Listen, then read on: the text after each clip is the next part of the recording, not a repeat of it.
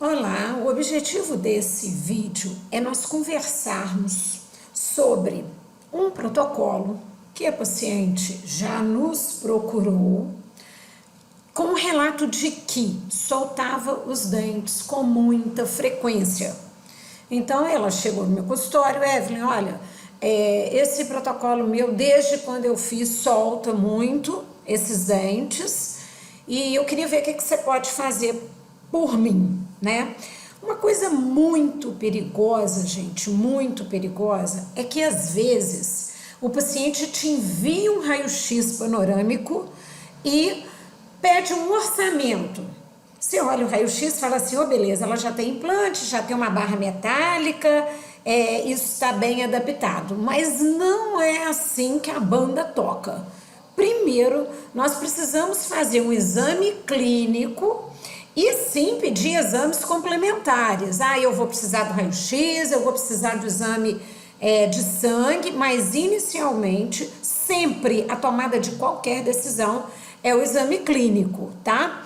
Lógico, eu tô contando isso porque essa paciente já chegou até mim com um raio-x, querendo uma noção de valores, mas obviamente que eu não faço por meio de um raio-x uma venda de um trabalho, tá? Notamos aí nesse raio-x que nós temos uma área radiolúcida em volta do implante, principalmente intermediário aí do lado esquerdo, né? Mas enfim, volto a repetir que o exame clínico é o principal onde eu vou fazer uma tomada de decisão, ok? Então, inicialmente, a primeira preocupação que eu tenho é com o rosto dessa paciente. Eu sempre faço uma avaliação em repouso e do sorriso. Vocês vão ver aqui que eu não estou fazendo um DSD, não. Eu estou olhando para o paciente, eu estou batendo papo com ela está falando as queixas dela, eu estou observando aqui ela com o lábio mais em repouso e o lábio em sorriso. Eu estou dando uma olhada se existe uma proporcionalidade no rosto dela. Eu não estou falando em coisas milimétricas, mas se a face dela está agradável, tanto numa vista frontal como numa vista lateral. Eu posso ver nesse momento o lábio dela está muito murcho, o lábio dela tem um ângulo reto com o nariz, o lábio superior sobrepõe o inferior. Então, nessas fotografias que eu tô vendo dessa paciente, principalmente nessa lateral, eu tô achando ela muito harmônica, tá? Não tô vendo nada gritando. Nossa, aqui tá gritando muito. Quando eu vou fazer número, né? Quando eu vou ver matematicamente, também não tem nada gritando. Quando eu peço ela para sorrir, o que eu tô notando?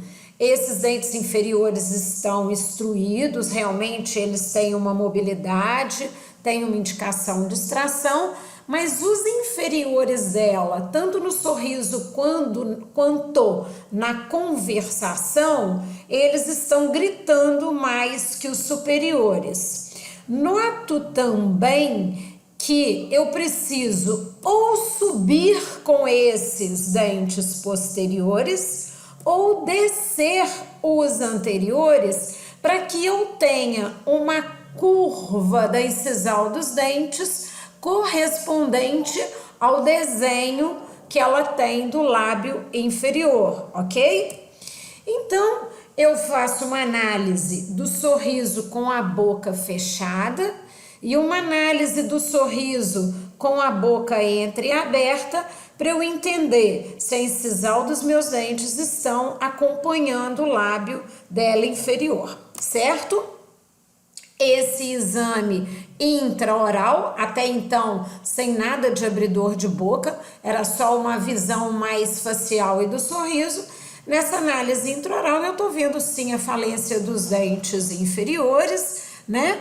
E eu tô vendo aí um erro muito comum de acontecer, que é a flange dos dentes. Para sustentar os dentes de estoque, eles fizeram uma flange. Imagina uma situação que eu pego a minha unha e coloco essa unha lá no fundo de vestíbulo da paciente e venho descendo.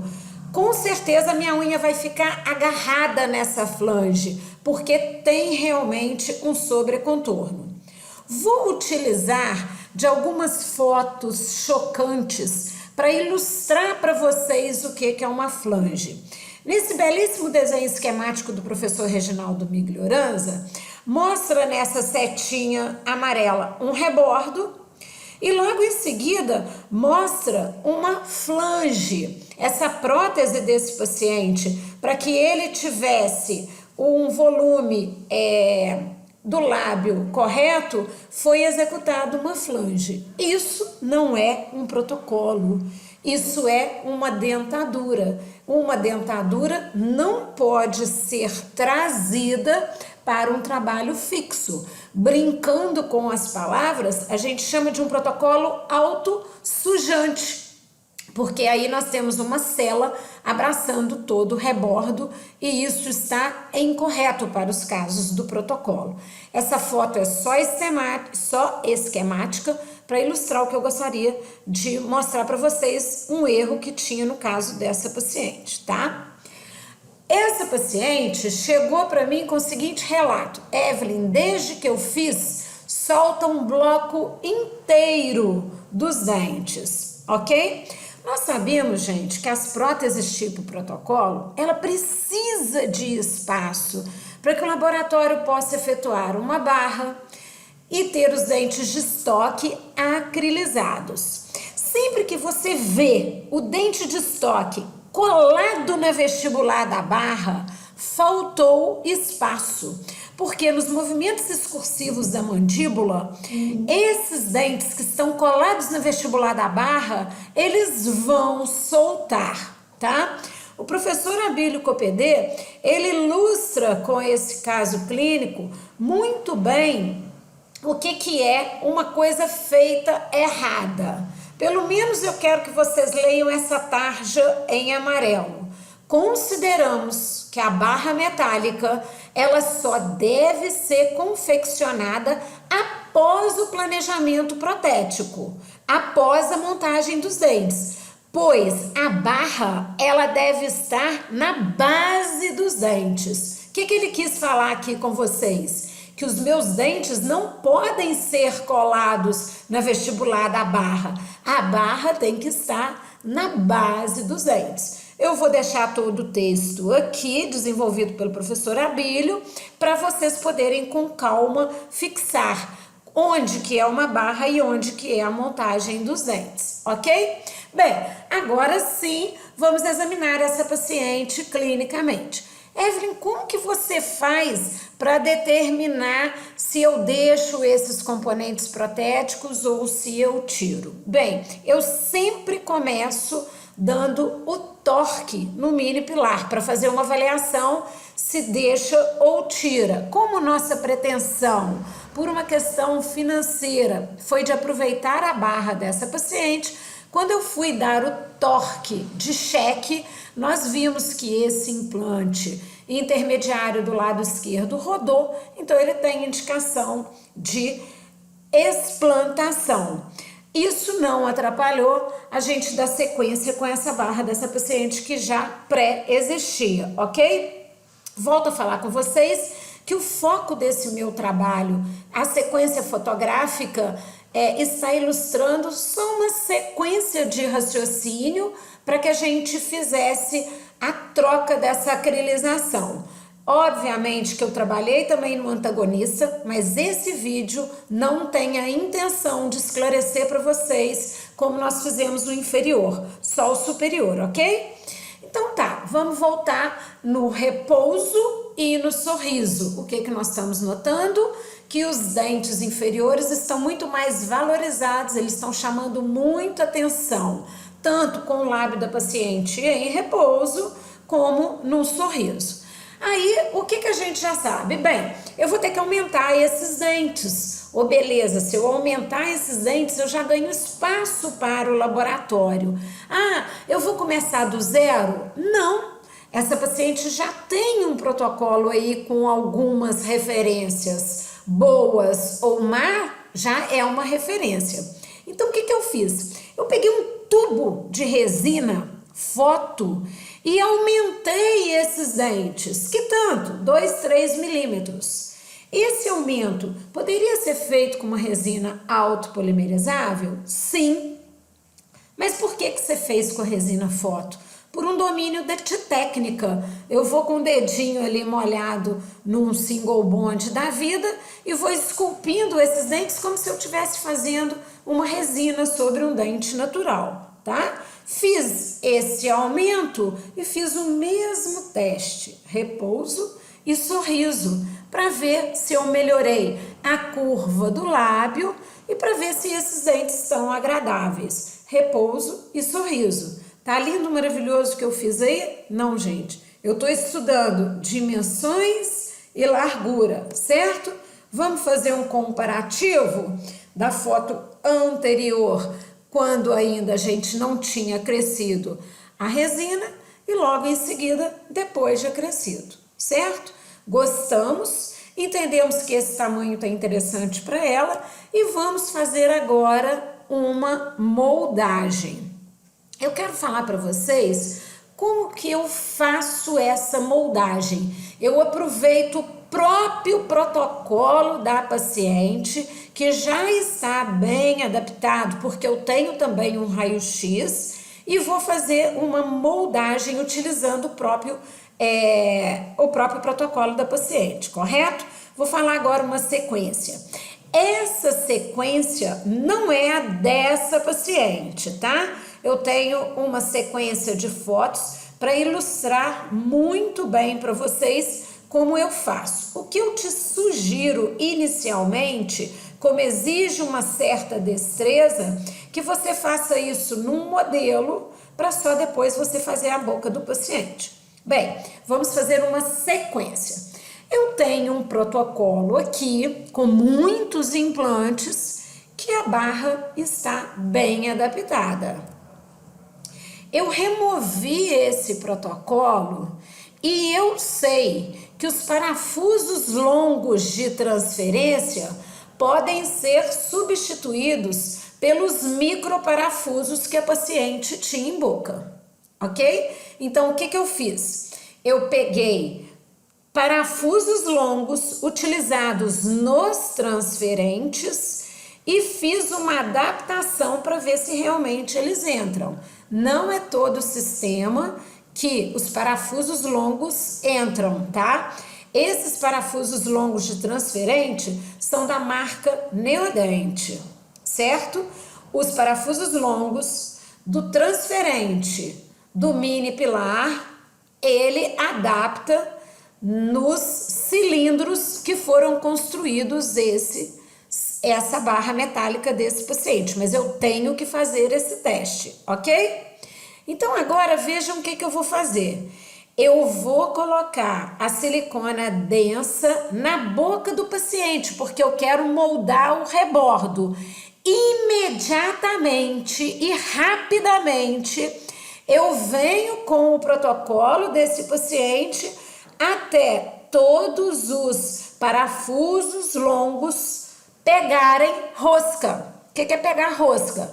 É eu colocar esse protocolo em boca e ele ficar parafusado. Preciso de torque? Não, mas eu tenho que ter certeza que todos eles pegaram. Espero a presa do leve e venho com a moldeira na região de palato e vestibular com um material denso. Espero a presa e removo todos os parafusos longos do transferente e faço o arrasto dessa moldagem. Quem que tá vindo arrastado dentro dessa moldagem? O protocolo com a base gengival muito bem copiada. A foto da minha esquerda, eu tô vendo os transferentes, que no caso é a barra de protocolo, e agora nós vamos colocar os análogos de mini pilar, correto? E aí, o laboratório gerou esse lindo modelo para mim, que a prótese da paciente vai ser muito bem adaptada nele. Como eu já tenho o modelo e o protocolo da paciente, eu vou montar em articulador. Se você, dentista, não entendeu esse passo a passo, com certeza o laboratório vai entender. E sempre que nós trabalhamos em protocolo, nós precisamos ter em parceria um laboratório para o entendimento dessa parte laboratorial. Então, eu gostaria muito que vocês compartilhassem essa linha de raciocínio com o laboratório, porque eles vão conseguir ajudá-los, ok? Nós podemos montar o trabalho em arco facial ou nesse plano de Camper inclinado 12 graus. Geralmente, nós temos uma inclinação de 12 graus, da asa do nariz até o tragus. Então, quem domina o arco facial, excelente. Quem não domina, consegue executar excelentes trabalhos quando o superior é montado nesse plano de Camper aí, ok? Bem, voltando para aqui eu tenho uma visão de todo o passo a passo da minha moldagem. Vou repetir. Inicialmente eu percebi que está muito legal a adaptação desse trabalho, que eu vou refazer só a acrilização e vou aproveitar a barra. Removi esse trabalho da boca, coloquei a silicona no rebordo, silicona leve de condensação na base. Imediatamente eu vim com o protocolo que previamente tinha sido avaliado se os parafusos longos de transferente iam entrar tranquilamente. Rapidamente, assim que eu coloquei a silicona no rebordo, eu vim com os parafusos longos e todos foram parafusados. Imediatamente, vim com uma moldeira aberta cheia de silicone denso, esperei a presa. Removi todo o conjunto e aí nas fotos 4 e 5 eu tô vendo como ficou bonita a minha moldagem. Na foto 6 e 7, eu estou vendo o modelo que foi gerado por essa moldagem e esse modelo vai ser montado em articulador, certo? Com todas essas referências que eu já passei para o laboratório, ele já me manda uma montagem de dentes e nós vamos fazer no sorriso todas as nossas avaliações. Na foto do lado direito, eu ainda acho que os dentes posteriores estão tocando muito no lábio da paciente. Eu já faço uma sugestão ao laboratório que suba esses dentes para que eles não toquem no lábio. Faço sempre fotos e avaliação do repouso labial e com a boca entreaberta para que eu possa perceber se o desenho do lábio está seguindo a incisal dos dentes, certo? Aqui uma foto mostrando como que eu gosto de fazer a tomada de fotografia, né? Lábio fechado e boca entreaberta. Fotos faciais.